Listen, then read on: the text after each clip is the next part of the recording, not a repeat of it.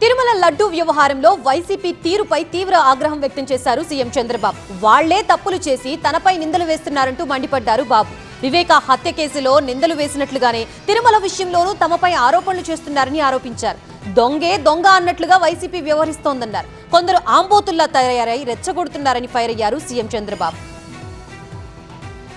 చెప్పులేసుకొని వెంకటేశ్వర స్వామి photo పెట్టుకొని ఫోటోలు తీసుకొని ఇసిరిసేస్తారు. అంటే ఏంటి మీ అజం, ఏంటి మీ అహంకారం?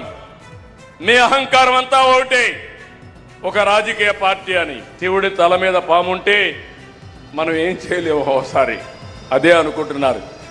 నేను తప్పకుండా శివుడి తలపైన పాముంటే నమస్కారం పెట్టి శివుడికి దాన్ని బయట తీసుకొచ్చి పాముని ఏం చేయాలో అది చేస్తామని చెప్పి కూడా నేను మీకు తెలియజేస్తున్నా. సిట్ వేశారు, ఆ సిట్లో వచ్చినటన్నీ మీరు చదివి ఉంటారు. చాలా స్పష్టంగా చెప్పారు, అసలు ఇది నెయ్యే కాదు, కెమికల్స్తో తయారు చేసిన నెయ్యి అని చెప్పారు. రాష్ట్ర ప్రభుత్వాన్ని కూడా యాక్షన్ తీసుకోమని అధికార యంత్రాంగం పైన ఒక రిపోర్ట్ పంపించారు.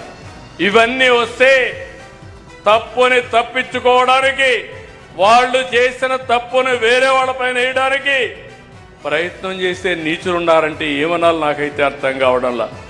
ఇంత స్పష్టంగా చెప్పితే, అపవిత్రం చేశారని చెప్తే, అవినీతి జరిగిందని చెప్తే, తిరిగి హెరిటేజ్ అనే కంపెనీ తీసుకొచ్చి నా పేరే వేసి తప్పించుకోవాలంటున్నానంటే కరుడు గట్టిన నేరస్తుడు అవునా కాదా అని మిమ్మల్ని అడుగుతున్నా.